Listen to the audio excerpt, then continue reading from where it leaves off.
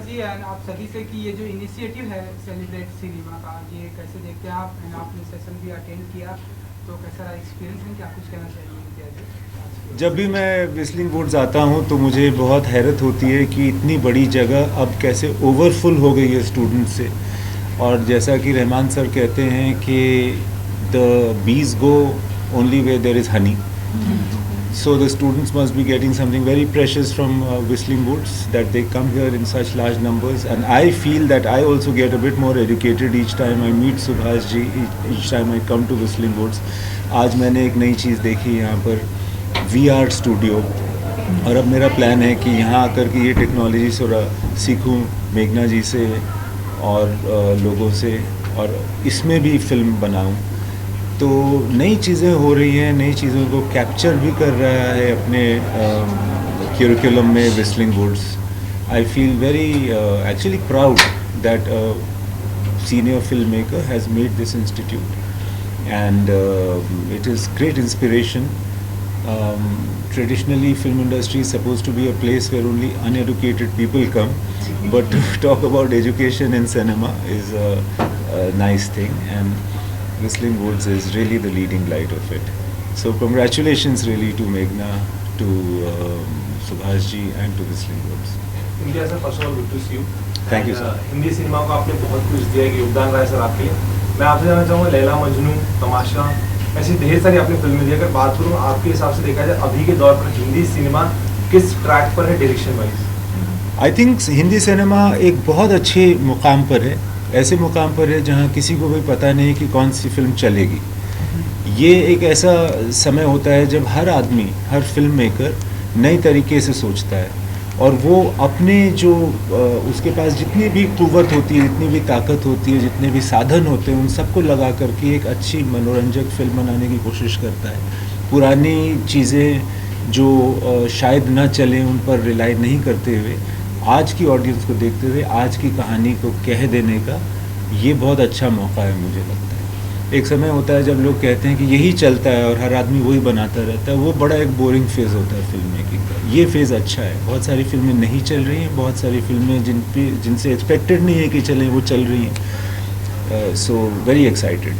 Sir जी, सुभाष जी की फिल्मों की बात की जाए तो ऐसी कौन सी फिल्में हैं जो आप वापस से रीमेक बनाना चाहेंगे? मैंने एक बार ऐसी बात हुई थी, सुभाष जी से मैं बात कर रहा था और मैंने उनको हाईवे की कहानी सुनाई थी। बाद में मैंने वो फिल्म बनाई भी, तो उन्होंने कहा कि ये तो मेरी फिल्म हीरो से बहुत मिलता जुलता है। मैंने बोला हाँ मिलता जुलता है, बट वो मेरी फेवरेट फिल्म है, तो हो सकता है कि मेरी फिल्मों में आपकी फिल्मों की झलक हो। इसको कैसे अवॉइड करें, because you know we are such admirers of cinema ourselves. So मैं सुभाष जी की कोई फिल्म रीमेक तो नहीं करना चाहूँगा, मगर ये ज़रूर कह सकता हूँ कि उनकी बहुत सारी फिल्में मेरी कई सारी फिल्मों को इन्फ्लुएंस करती रहती हैं, और इसमें कोई बुराई भी नहीं है। जैसा सुभाष जी ने कहा कि फिर मगर हीरो भी तो वही कहानी थी कि रावण सीता को उठा के ले जाता है। सो बहुत सारी चीज़ें हम जो है अपनी जो कहानियाँ हमने बचपन में सुनी होती है उनसे सीखते हैं। सर कहीं ना कहीं बात करो सिनेमा कल्चर की, सो एक नए कल्चर की तरफ जा रहे हैं विच इज़ OTT, क्योंकि काफ़ी मूवी OTT पे डालना लोग पसंद कर रहे हैं। वो अच्छी उनकी बहुत सारी सोच होती है उनके पीछे, तो आप किस तरह देखते हो OTT प्लेटफॉर्म को? कहीं ना कहीं वो सपोर्ट कर रहे हैं या फिर कहीं ना कहीं ये चीज़ कुछ गलत इम्पैक्ट डालती है? नहीं, मुझे लगता है कि OTT तो सपोर्ट कर रहा है। As far as I am concerned, मैं एक फिल्म मेकर हूँ, मेरी जो सामान मैं बनाता हूँ वो उसकी 4 डेस्टिनेशंस हो जाएं तो और भी अच्छा है, मेरी दुकान और भी बड़ी हो जाती है। So I welcome OTT as another platform where film makers, storytellers can showcase their work. More and more creative artists can get involved and produce things for. So I have a very positive outlook towards the OTT. Is there any particular difference which you saw like in OTT and the mainstream cinema? Well, one thing that happens or started to happen in mainstream cinema is that the exhibition, the economics of the exhibition or the trade aspect was overtaking the creative aspect.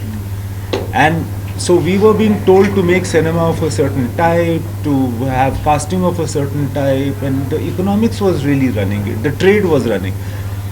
अब वो चीज़ थोड़ी सी ना हिल गई है OTT के आने से.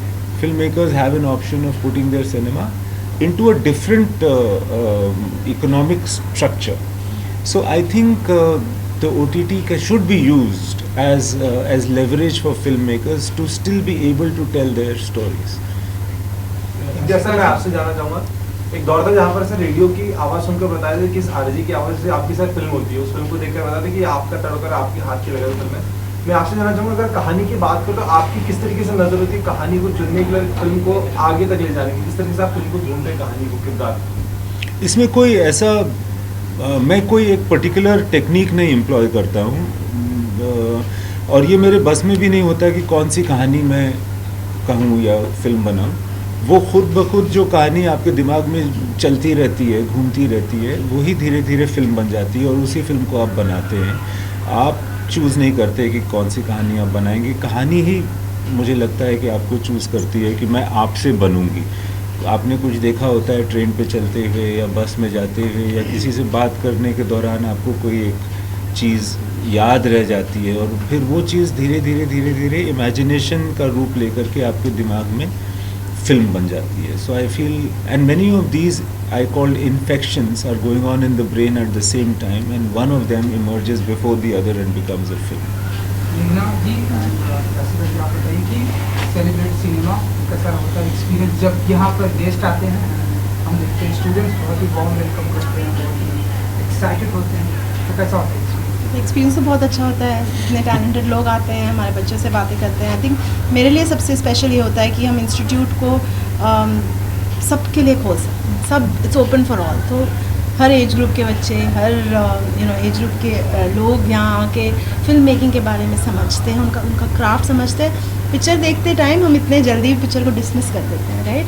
But in master classes के थ्रू सबको पता चलता है कि कितना हार्डवर्क जाता है, कितनी मेहनत जाती है, कितना थॉट जाता है. तो I am very very grateful to all the speakers who have come for the last 3 days and especially for our guest today here who closed the ceremony so beautifully and stayed back for the scholarship. So thank you so much. Yashika, over to you. मैं तो पहली बार यहाँ पर आई हूँ और मैंने बहुत सुना था वेस्ली मूड्स के बारे में, बट जब मैं आई है ना, देखा एक पूरे कमरे में इतने सारे एंथुजियास्टिक बच्चे हैं and specially the session also. Sir की फिल्म उन्होंने लेके एक क्लिप को जो स्टडी किया, I think this is one of the best discussions I have heard on Chamkila. मैंने बहुत सारे इंटरव्यूज़ देखे हैं, but who better than Subhash ji to dissect everything. मुझे खुद इतना एज अ व्यूअर इतना ज़्यादा इंसाइट मिला on so many scenes. I think great initiative really. मुझे मैं ये ज़रूर कहना चाहूँगा कि the idea of showing clips and then discussing them adds a relevance. Otherwise it's just talk in an interview. So ये बड़ा अच्छा idea था, and obviously one can imagine that a film school will come up with an idea like that. Thank you so much. Thank you sir. Thank you. Visuals करें हम लोग, अगर आप लोग यहाँ पर ये